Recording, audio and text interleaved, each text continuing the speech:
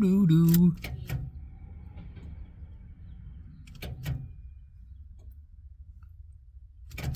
Guys, so today I'm gonna try my hand at repairing a battery with the welding machine now. I've seen it done and it seems like it works, and I think this battery right here that I've had laying around for ages now is the perfect candidate. Now, generally speaking, the order of operations with my batteries is if that little Viking battery charger in the recondition mode can't fix it, it ends up on here, powering my welding machine, because that doesn't need nearly as many cranking amps. And if it can't do that, it usually ends up in the core bucks, or in the core pile where I go and recycle for money at AutoZone, basically. But I figured I got all the equipment to repair these things, and I already kind of extend the life of them. I might as well go an extra step further and completely revive this one that's dead. Now, right now, it's not even having enough power output to test the thing to get information out of it. So I'm not entirely sure how it's reading anything, like if it's reading 0, but yeah, the battery's like dead. It doesn't even really want to, like, oh, hold on, but. Okay, let's see.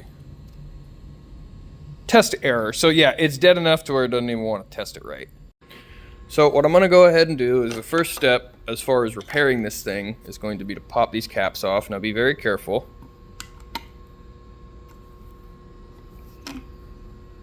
There's acid on here, maybe wear gloves.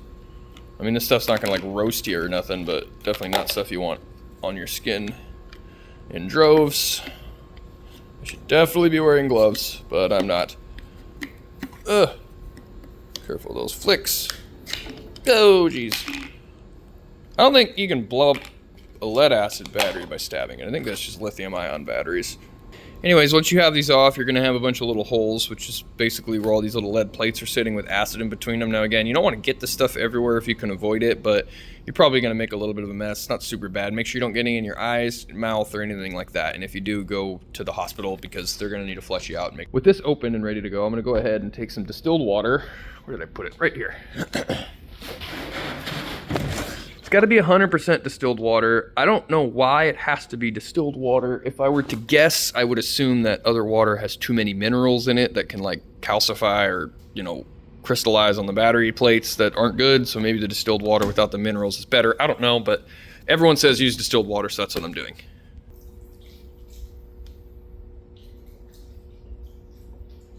All right, I've got the top all cleaned off as best as I could, and now for the dangerous part.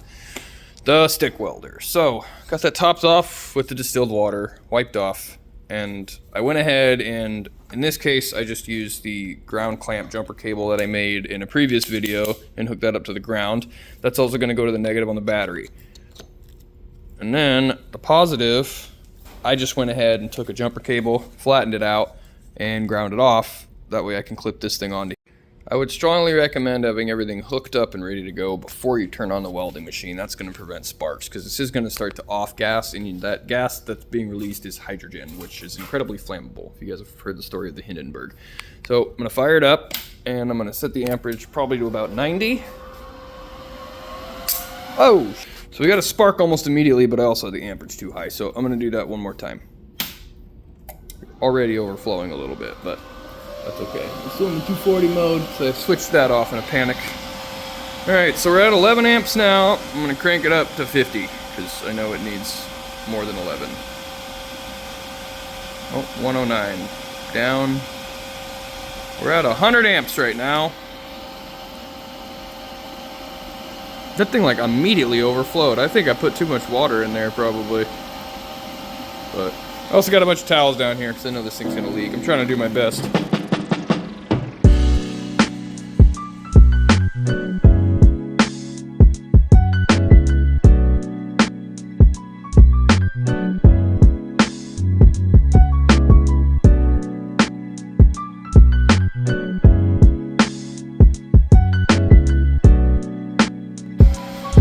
Concerned about the welding machine's duty cycle and doing stuff like this, it's not good to change this amperage knob while it's running. I was, because I know it's not going to be a super big deal. Don't ever do that while you're actually stick welding. I don't know how you would, but yeah, the machine's okay because the amount of like strain this is putting on the machine is significantly less than striking an arc. Striking an arc is literally just dumping energy into an electrical short, whereas this is at least charging it into something. Now we're overcharging it and we are still using a lot of energy, so still exercise caution, but your welding machine is most likely going to be okay with this. Just make sure it is a DC If any of you guys have those old stand-up transformer battery charger things, like the really old school ones that look like stick welders, and they look like stick welders because they're basically stick welders, it's a step-down transformer, it's just converted for 12 volt, but a lot of those have a 200 amp start setting.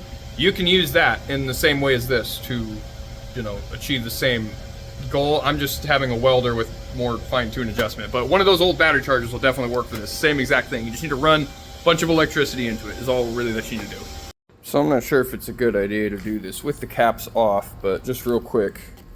Before, it wasn't even reading on my tool enough voltage to test, but now it's even coming on and saying it's got 11.8 volts. So I'm gonna go ahead and give it a test. I don't imagine it's good yet, but what is it, 700?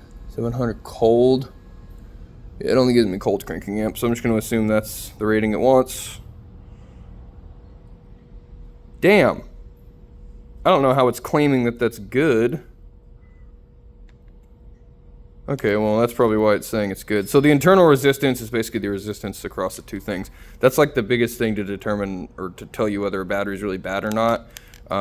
It's state of health, state of charge. I don't know how it's getting those numbers, but basically it is low voltage-wise, and it's still putting out 410 cranking amps. So honestly, I think that one round probably fixed this. I could probably go hook it up to my charger, but I'm gonna go ahead and do one more just to be super sure, and kind of do a little bit of research on what I got to do about all this cloudy goop in here, because I don't imagine all those minerals are going to be good for keeping the battery from just resulfating over and breaking again. So now the whole working theory in why this fixes a battery is because you get sort of like crystallization, crustation, you know, whatever on your plates called sulfating.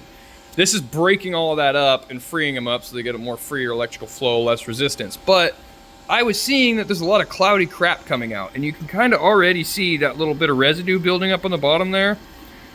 And I just angled the battery a little bit up towards that way so that when the water's bubbling out, it kind of sort of almost has like a sediment bowl effect where it's not just going to fall right back down in the hole. So as soon as I'm done having this on here, probably like another 3 or 4 minutes, and then I'll take it off and test it again. But yeah, right now it should be pretty good to go, bubbling out, and then I'll wipe it off and show you what we got here in like 15 or so minutes.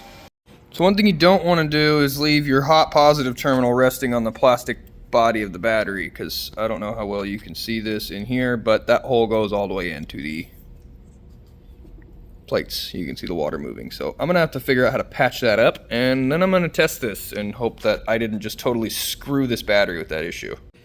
Alright, well, even with that hole, I think the battery still should function as a battery. I just need to figure out a way to seal that up. I went ahead and got these testers hooked up, and it's already reading higher volts than last time, so let's see if this got the cranking amps up a little higher. 633. State of health, state of charge, internal resistance. This battery works. I'm gonna throw it on that charger to trickle charge it so it's full, and I'm gonna go ahead and try to fire up my van with it. 7.1 internal resistance is honestly fairly normal for most of the batteries I have. Granted, all the batteries I have are used, but yeah, this is a working battery, like period. This is 100% a working battery now. Longevity, I'm not sure, so I am gonna do some sort of a long-term test with this, maybe leave it sitting and retest it here in a couple of days, but yeah, I'm gonna go ahead and try to start my van with this again. Here's my normal battery out of the vehicle. Here's the old one we were just messing with. There's my little battery hole that I didn't patch yet, but again, that shouldn't be an issue here. At least not right now, it's not permanent, I'm gonna patch it. One continuous shot, so that you know there's no trickery here. See if it fires up. Cranks at least.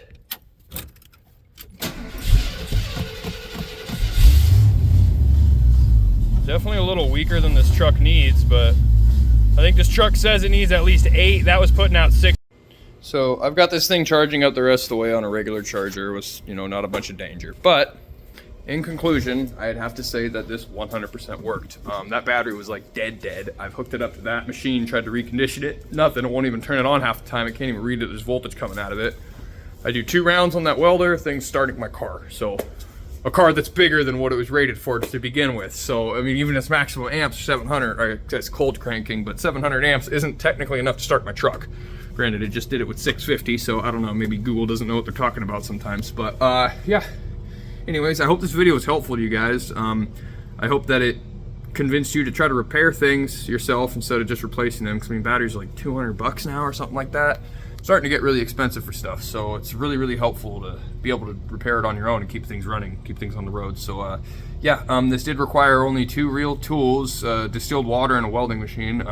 Like I said, you can use one of those old battery chargers. You could probably find those in Marketplace for pretty cheap, or better yet, invest yourself some money into a welder and come on back to the channel and look up some of my videos on how to play with it. So anyways, other than that, I hope you guys have a wonderful rest of your day, and God bless.